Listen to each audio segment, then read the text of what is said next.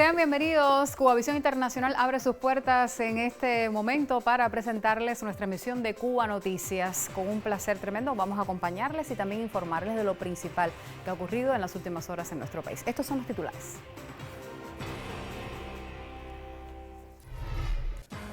Presidente cubano Miguel Díaz-Canel Bermúdez participa en la 25ª Cumbre de Jefes de Estado y de Gobierno del ALBA TCP, que sesionó mediante videoconferencia justamente en el aniversario 21 de su fundación.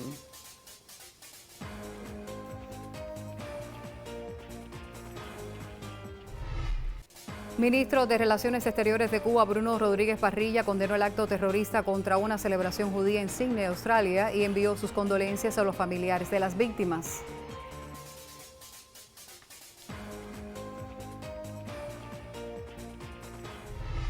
Cuba avanza en el ensayo clínico con Husvinsa, tratamiento de la artritis viral post-chikungunya en pacientes convalecientes en la fase aguda.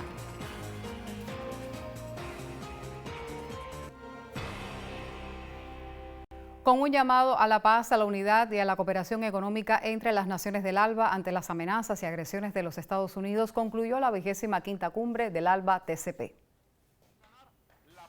El presidente de la República Bolivariana de Venezuela, Nicolás Maduro, al inaugurar la 25ª reunión cumbre del ALBA TCP, expresó que esta alianza hermosa nació hace exactamente 21 años de las manos de dos comandantes, Fidel Castro y Hugo Chávez, ejemplos de revolucionarios, dijo, que vencieron en vida todas las pruebas que le impuso la lucha.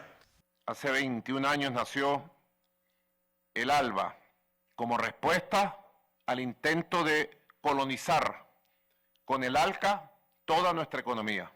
21 años después se pretende un nuevo proyecto colonizador, ya no solo contra la América, creo que es contra el mundo entero, lo sabemos, pero por aquí, por América Latina y el Caribe, el proyecto colonizador no pasará. Nicolás Maduro reflexionó que las últimas 25 semanas han sido para Venezuela de asedio y amenazas por parte de los Estados Unidos. Ante la ofensiva imperial, expresó, la respuesta ha sido la unidad y la defensa nacional e insistió en la necesidad de defender a América Latina y el Caribe como zona de paz, tal y como fuera acordado en enero de 2014 por los 33 estados latinoamericanos y caribeños durante la cumbre de la CELAC en La Habana. Al intervenir en la cumbre, el presidente cubano Miguel Díaz-Canel Bermúdez se refirió al complejo escenario de amenazas imperiales en la región caribeña, el cual expresó no tiene precedentes en las últimas décadas. América Latina y el Caribe no es patio trasero, ni siquiera delantero de nadie. Nosotros somos estados soberanos. Los recursos y las riquezas naturales de nuestras naciones pertenecen a nuestros pueblos, como patrimonio inalienable de que ningún otro país, por poderoso que sea, tiene derecho a reclamar o a ambicionar. Condenamos enérgicamente este vil acto de piratería y robo de los recursos del pueblo venezolano, que constituye una grave violación del derecho internacional, contraviene los principios de la libertad de navegación y del libre comercio y perjudica no solo a Venezuela, sino a la comunidad internacional en su conjunto. Estamos ante los nuevos corsarios y piratas del Caribe. Las apetencias imperialistas de los enemigos no podrán socavar jamás la unidad de los pueblos, no podrán doblegar con sus amenazas y agresiones la voluntad de lucha ni la fe en la victoria. El ALBA continuará siendo espacio esencial de solidaridad y digna resistencia frente a las campañas desestabilizadoras, las medidas de presión y las más diversas formas de agresión. Los representantes de las naciones del ALBA, en sus discursos, destacaron el legado del pensamiento y la obra de Fidel, precursor junto a Chávez de este bloque de integración regional, víspera del año de su centenario. En la declaración final de esta 25 cumbre, el presidente Nicolás Maduro anunció la creación de una misión internacional de energía para apoyar a Cuba. Igualmente, los 9 estados denunciaron las acciones hostiles e injerencistas sobre América Latina, condenaron la criminal ofensiva estadounidense contra el pueblo venezolano y la cruel política de bloqueo de los Estados Unidos contra Cuba y abogaron por la unidad, la soberanía y la paz en América Latina y el Caribe. El titular del Ministerio de Relaciones Exteriores de Cuba, Bruno Rodríguez Parrilla, condenó en su cuenta de X el tiroteo ocurrido en Sydney, Australia. Condenamos el acto terrorista contra una celebración judía en Sydney. Expresamos nuestras condolencias al gobierno y pueblo de Australia por las víctimas provocadas, en especial a los familiares y allegados de los fallecidos. Reiteramos la firme e invariable posición de Cuba contra cualquier manifestación de terrorismo, expresó el canciller de la Mayor de las Antillas. Las autoridades australianas indicaron que el tiroteo ocurrido en la tarde del día 14 de diciembre en el Parque Archer junto a la playa de Bondi durante una celebración de Hanukkah fue un atentado terrorista. El jefe de la policía de Nueva Gales del Sur, Mal Lanyon, precisó que el ataque se produjo alrededor de las 18:47 hora local en un acto en el que se congregaban miles de personas y señaló a 2 presuntos autores, uno de los cuales fue abatido y otro detenido. Hacemos un alto en nuestros contenidos y nos vamos ya a nuestra primera pausa informativa. Siga con nosotros. En Cuba Visión Internacional nos acercamos con agudeza visual a las realidades del mundo actual. Buscamos antecedentes y perspectivas de los sucesos que son noticia a nivel global.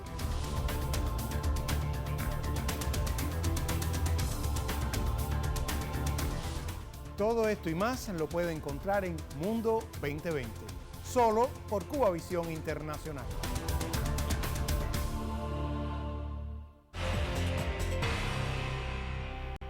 Diferentes grupos de activismo a favor de Cuba en El Salvador manifestaron en 2025 su apoyo a la isla y a su resistencia contra el bloqueo estadounidense. Ese espíritu primó entre los asistentes al balance anual del Movimiento de Solidaridad con el país caribeño celebrado recientemente en la Embajada cubana. Durante el evento se reconoció a los salvadoreños que participaron en acciones como la celebración del 172 aniversario del natalicio de José Martí, demostrando la fortaleza de los vínculos de hermandad que une a ambas naciones. Asimismo, se destacó el apoyo económico y el esfuerzo de los médicos graduados en la Escuela Latinoamericana de Medicina, que resultó con el envío a Cuba de un contenedor de medicamentos e insumos médicos. En los últimos meses no faltó tampoco el tributo al legado eterno del comandante en jefe Fidel Castro en el 9º aniversario de su desaparición física y la denuncia a las medidas unilaterales de Washington. En otras temáticas, el ensayo clínico fase 2 del medicamento Husvinza para el tratamiento de la artritis viral post-chikungunya se lleva a cabo en La Habana desde el pasado 2 de diciembre. Esta semana concluyó la inclusión de voluntarios que conforman la muestra de 174 personas. El Centro de Referencia para Enfermedades Reumáticas, ubicado en el Hospital Docente Clínico Quirúrgico 10 de octubre, con más de 40 años brindando asistencia especializada y cuna de profesores de diversas generaciones de reumatólogos de todo el país, conduce el nombrado estudio FENIC en La Habana. Un comprometido grupo de investigadores clínicos liderado por la doctora Dinora Marisabel Prada Hernández asume este nuevo ensayo clínico donde ciencia y asistencia médica se unen para evaluar la seguridad y el efecto terapéutico del Husvinza. La enfermedad ha sido bastante dura porque no he tenido fuerza en las manos, he perdido toda la sensibilidad también. De no tener fuerza, de pedirle a mi hija que me abran los pomos de agua, los cierres, que me ayude a abrocharme los cordones, pues no puedo, las manos no me dejan trabajar. Pero hay particularmente muchas familias, como es mi caso, en el cual todos los miembros de las familias, excepto una, han enfermado, hemos tenido que turnarnos. En lo personal no he logrado la reincorporación laboral. Eso es duro y este dolor ha sido altamente frustrante. Confían en el proceso y apuestan por el medicamento. Confío mucho en los resultados, yo me siento parte de él y aun cuando estoy en mi tercera dosis, pienso que sí, que los resultados van a ser prometedores. Sí, confío en Husvinza, confío en que es una opción terapéutica segura y una posibilidad conocida, pero novedosa para esta enfermedad, pero ya reconocida en nuestro país para otro tipo de afecciones, y confío en que sí, en que el saldo puede ser positivo. Que sigan esforzándose fuerte, que se olviden de los comentarios de la gente, que se olviden de todas esas cosas que hay en las redes, que lo que hacen es difamar de su trabajo, de su esfuerzo y sacrificio que realizan para entregarle la mejor salud posible al pueblo y al mundo. Apegados al rigor científico, nos queda entonces esperar los tiempos precisos y la información oportuna para conocer cómo la administración del GUSBINSA ha impactado en la salud de los pacientes voluntarios. Compartimos de inmediato el pronóstico del tiempo para las próximas horas. Esta información hoy nos la proporciona el máster en ciencias Elier Pila. Un placer que estés con nosotros en Cuba Noticias.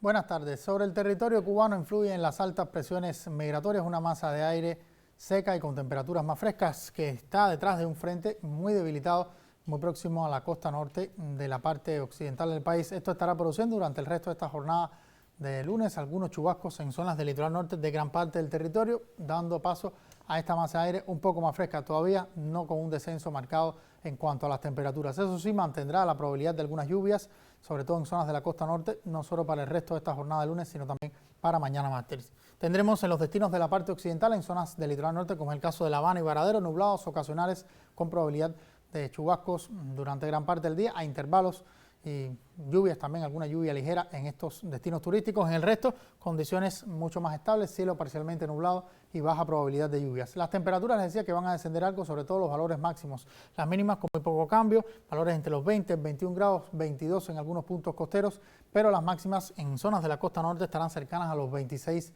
grados Celsius. Esto unido al efecto de los vientos de región nordeste puede dar incluso una sensación térmica inferior. Tendremos en el resto valores máximos cercanos a los 27 a 28 grados Celsius.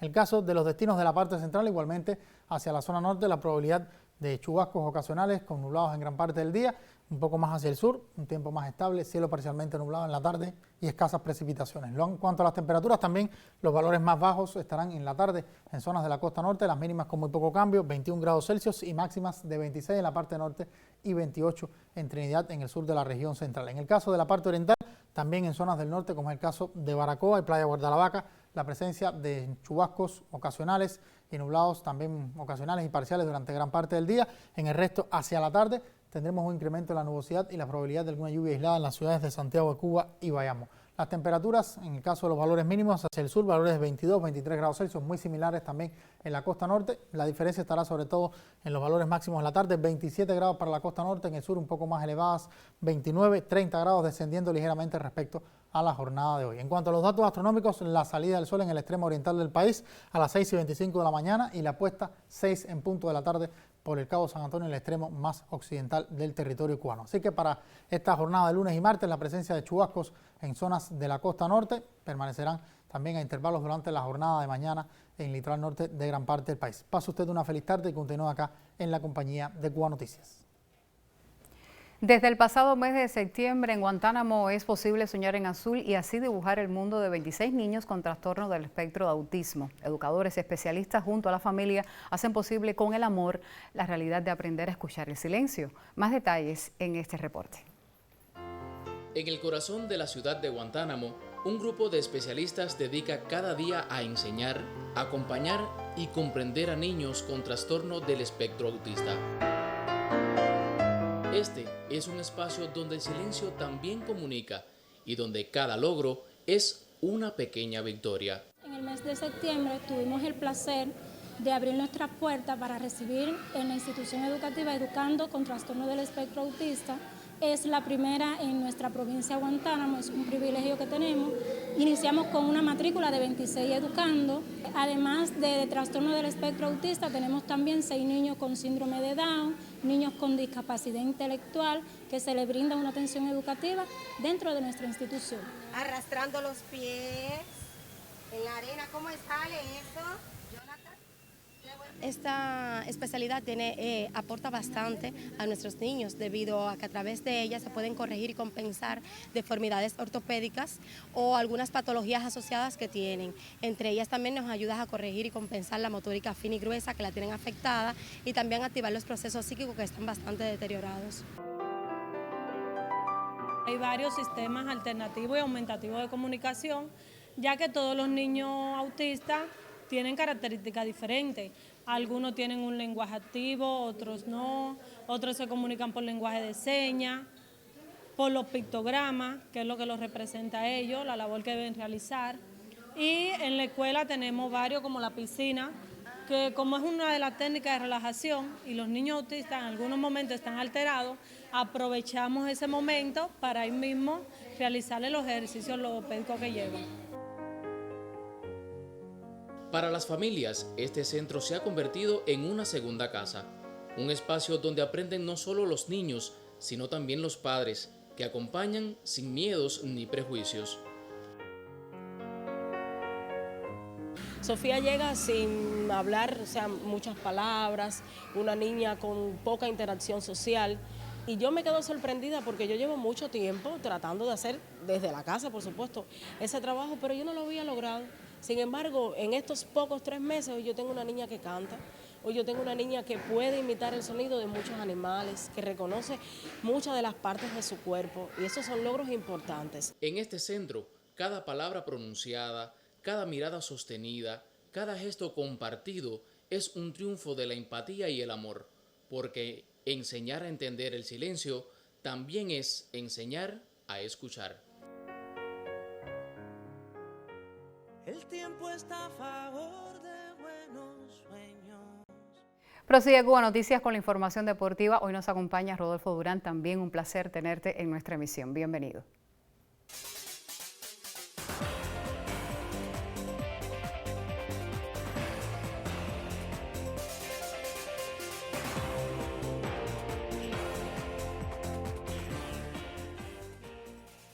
Muchísimas gracias, Mara. Un gusto para mí también poder compartir contigo aquí iniciando la semana en Cuba Noticias. Saludos amigos, vamos con los deportes. El 11 de fútbol de La Habana sumó al torneo de apertura ganado en junio pasado el certamen de clausura, finalizado este domingo en el campo La Polar de esta capital, para convertirse en 2025 en el rey de este deporte a nivel nacional en la categoría de mayores. Los capitalinos vencieron la víspera en el choque final 2-1 a Santiago de Cuba, con perforaciones de Didier Reynoso y Giancarlos Iglesias. En una justa relámpago de solo 6 partidos, los discípulos del director técnico Lázaro Rodríguez vencieron en 5 de los 6 choques disputados. Solo se dieron frente a sus víctimas dominicales en la jornada inaugural de la etapa clasificatoria. Dicho resultado se añade al conseguido en la cita de apertura, donde los futbolistas de La Habana ganaron 8 encuentros, igualaron 3 y solo cayeron en un desafío frente al seleccionado de la Isla de la Juventud en la fase regular.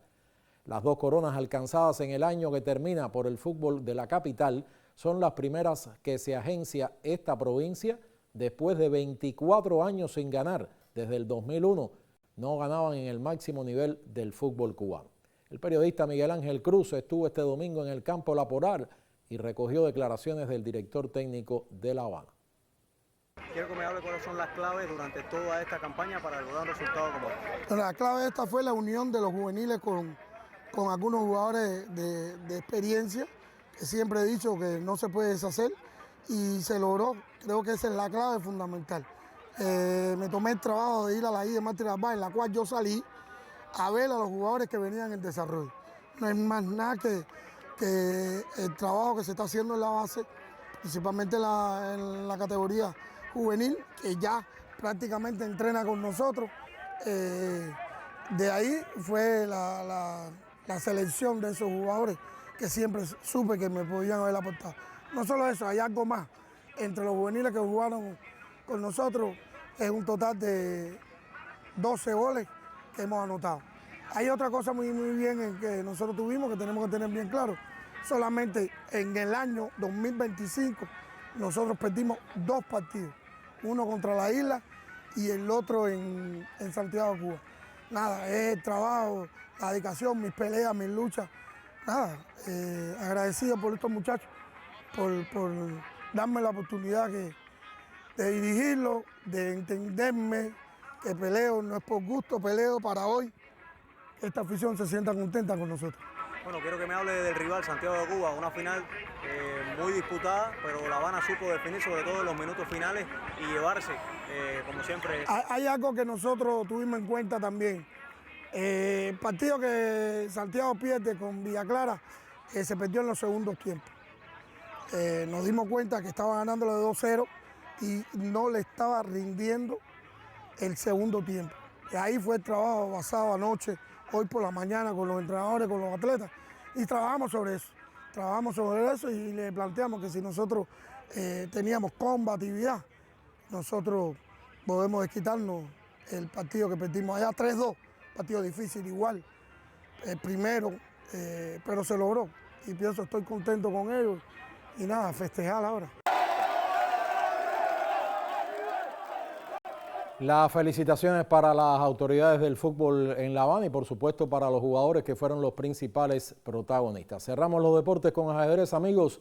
Los grandes maestros Elier Miranda y Dylan Verdalles, integrantes del equipo olímpico de Cuba en el 2024, encabezan la representación de 13 jugadores cubanos que animan el grupo magistral del Torneo Internacional de Ajedrez Carlos Torres Repeto in Memoriam, que dio inicio este lunes en Progreso de Castro, ciudad portuaria del estado mexicano de Yucatán. La comitiva de la Mayor de las Antillas incluye también la presencia en el grupo magistral de los también grandes maestros Hermes Espinosa, Lelis Martínez y el veterano jugador Juan Borges, así como de las maestras internacionales Rosángel Obregón y Joana González.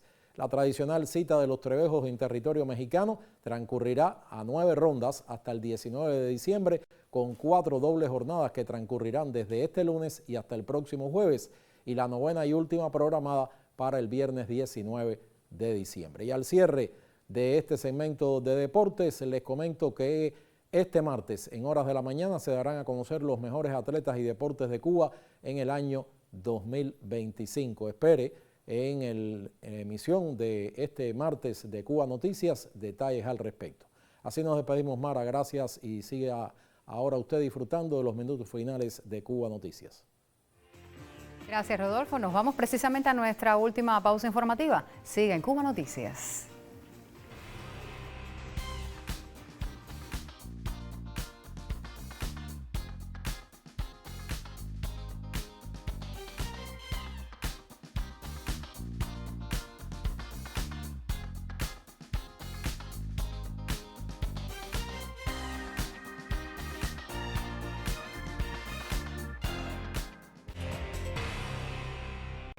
Compartimos nuestra información cultural. La de Cuba también promueve espacios de diálogo entre creadores y críticos, la UNIAC, para elevar la calidad de las propuestas culturales en nuestra nación. Varios representantes debaten sobre los logros y perspectivas de esta organización. Veamos los detalles.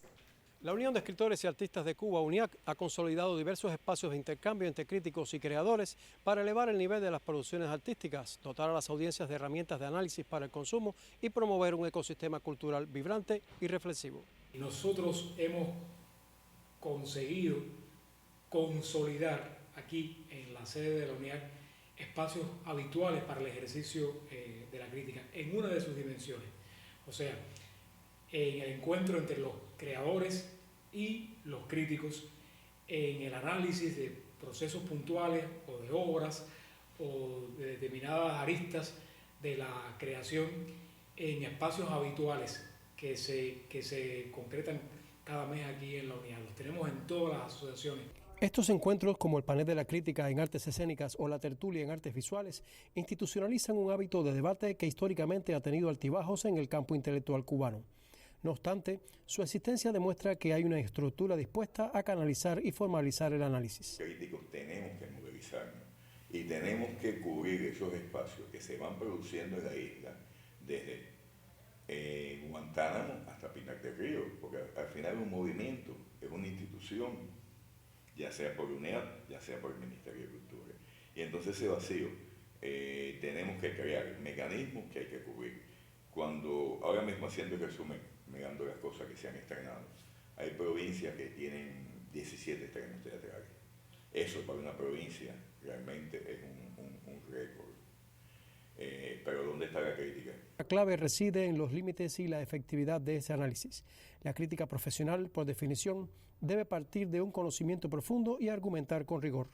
Su valor no está en el elogio automático ni en la diatriba, sino en su capacidad para iluminar fisuras y aciertos. Lo que pasa es que hay un mecanismo de defensa y ese mecanismo de defensa actúa más o menos con los creadores que a veces no comprenden el papel tan importante que tiene la crítica. Y eso es precisamente lo que nosotros aquí en la UNEAD también tratamos, ¿no? de que los creadores un poco se acerquen a ese papel tan importante que tiene la crítica para la creación. Los paneles de crítica de la UNEAD constituyen en definitiva el reconocimiento formal de que el arte cubano necesita para crecer del fuego controlado de la crítica. El reto, que ese ejercicio no quede confinado a la sala donde ocurre, sino que su eco modifique el paisaje artístico de la nación. Así concluye nuestro espacio Cuba Noticias. Gracias por elegirnos para actualizarse también con Cubavisión Internacional. Estamos activos en la plataforma digital. Excelente jornada.